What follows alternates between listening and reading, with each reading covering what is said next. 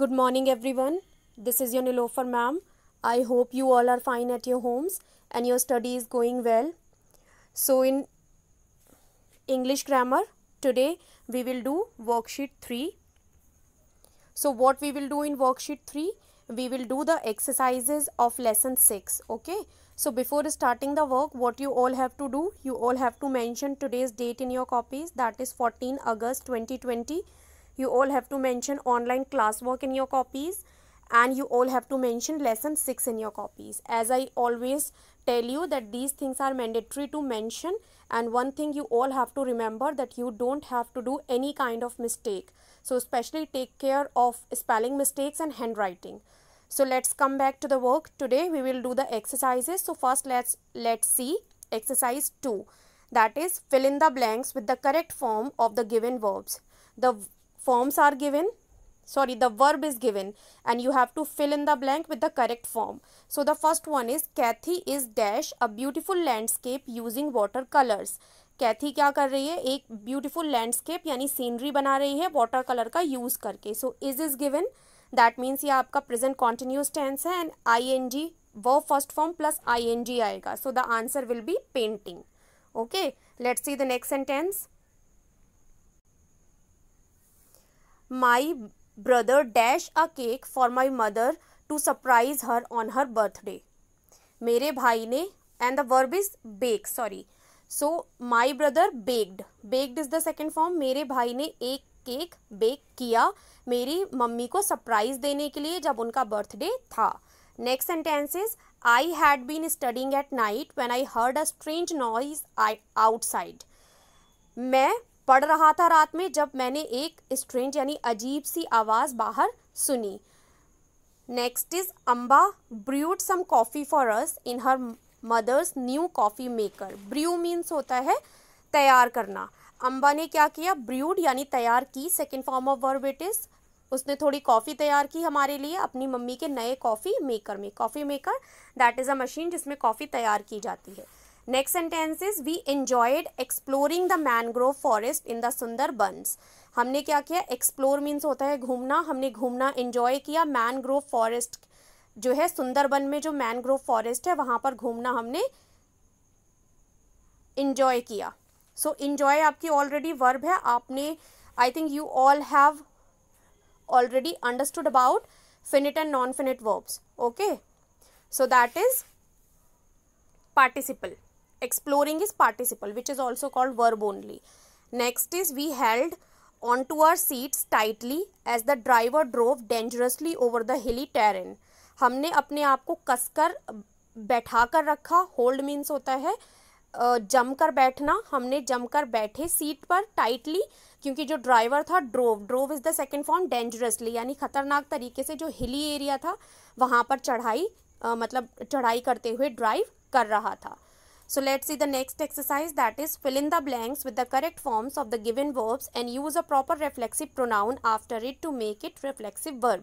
क्या करना है? पहले आपको ब्लैंक को फिल करना है करेक्ट फॉर्म के साथ वर्ब की, एंड उसके बाद एक प्रॉपर रिफ्लेक्सिव प्रोनाउन का यूज़ करना है. रिफ्लेक्सिव प्रोनाउन यूज़ करने के बाद जो आपका वर्ब होगा वो रिफ्लेक्सिव वर्ब बन जाएगा. What is reflexive pronoun? When the subject and the object is same. So let's see the first sentence. First one is, The children entertained themselves with colorful books and toys while their mother was at work. तो बच्चे क्या कर रहे थे? अपना मनोरंजन कर रहे थे कलरफुल बुक्स और टॉयज़ के खिलौनों के साथ जब उनकी मम्मी काम पर थी. सो हेयर द चिल्ड्रन, और चिल्ड्रन के लिए हमने यहाँ यूज़ किया है themselves. ओके, तो चिल्ड्रन किसको एंटरटेन कर रहे थे? स्वयं को एंटरटेन कर रहे थे. तो हु का आंसर दे रहा है themselves. So the subject and the object is same. That means entertained आपकी क्या हो गई? रिफ्लेक्सिव वर्ब हो गई. When the subject and the object of the verb is same, that time it will be reflexive verb.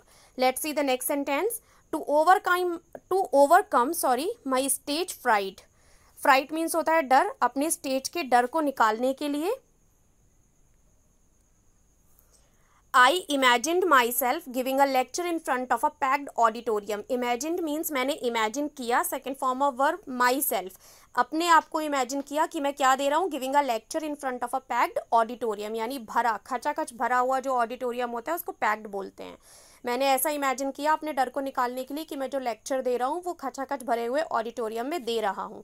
So here I is the subject और आई के साथ आपका ऑब्जेक्ट बना है माई सेल्फ. क्या किया इमेजिन, किसको इमेजिन किया, मैंने खुद को इमेजिन किया. So they both are same, subject and object. So imagine will be reflexive verb. Next is we fed ourselves left over food for 2 days when the floods hit. हमने fed means खाया, अपने आप को खिलाया, ऐसा कह लीजिए हमने अपने आप को खिलाया, अपना पेट भरा. लेफ्ट ओवर फूड यानी बचे हुए खाने से, फॉर 2 days 2 दिन के लिए. व्हेन द फ्लड्स हिट जब बाढ़ आ गई. Here we is the subject और हमने क्या किया, फेड किया यानी खिलाया अपने आप को. किसको खिलाया, स्वयं को. So our self will be object and we and और आर सेल्फ जो है वो सेम है, सब्जेक्ट एंड ऑब्जेक्ट. तो फेड जो हो गया वो हमारा हो गया reflexive verb. Next sentence is Rita prepared herself for a scolding from her mother. Rita ने अपने आप को तैयार किया अपनी मम्मी से डांट खाने के लिए. सो रीता वर्ब है प्रिपेयर्ड, अपने आप को प्रिपेयर किया. हर सेल्फ किसको किया, स्वयं को प्रिपेयर किया. तो यहाँ पर आपका सब्जेक्ट रीता है एंड हर सेल्फ भी रीता के लिए ही आया है. That means subject and object is same. So prepare आपका क्या हो गया, रिफ्लेक्सिव वर्ब हो गया. Next is my brother busied himself with household chores to please our mother. मेरे भाई ने अपने आप को बिजी रखा. हाउस होल्ड चोर्स मीन्स होता है घर के कामों में मम्मी को खुश करने के लिए. So my brother is the subject. अब माई ब्रदर ने किया क्या, बिजी रखा स्वयं को. किसको बिजी रखा, खुद को. So my brother and himself is the same person. So आपका यहाँ पर बिजी क्या हो गया, reflexive verb, because when the subject and the object is same और आपका जो वर्ब होता है वो रिफ्लेक्सिव वर्ब हो जाता है. एंड वन थिंग, यहाँ हर वर्ब के बाद आपका रिफ्लेक्सिव प्रोनाउन आ रहा है, बिकॉज रिफ्लेक्सिव वर्ब हमेशा एक रिफ्लेक्सिव प्रोनाउन को फॉलो करती है. Okay. 6 sentences. The great pianist Mozart taught himself to compose music at the age of 4. जो ग्रेट पियानिस्ट है जिनका नेम है मोजार्ट, उन्होंने क्या किया, टॉट सिखाया. किसको, स्वयं को सिखाया. To compose music at the age of 4.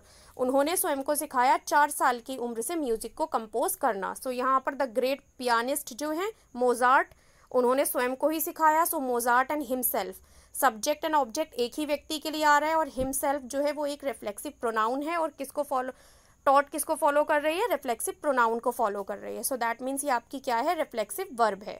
So remember one thing कि जो आपकी रिफ्लेक्सिव वर्ब होती हैं वो हमेशा एक रिफ्लेक्सिव प्रोनाउन को फॉलो करती हैं, like himself, my self, our self. Okay.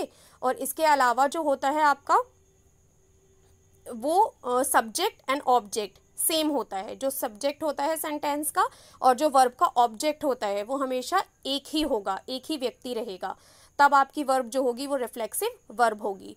I hope you all have understood these things well. If still any confusion is there, so you can ask in the Zoom meeting between 11 to 11:30 a.m. or on the WhatsApp between 11:30 a.m. to 12 p.m. So I'll meet you in the another video. Till that, stay home, stay safe. Bye bye everyone.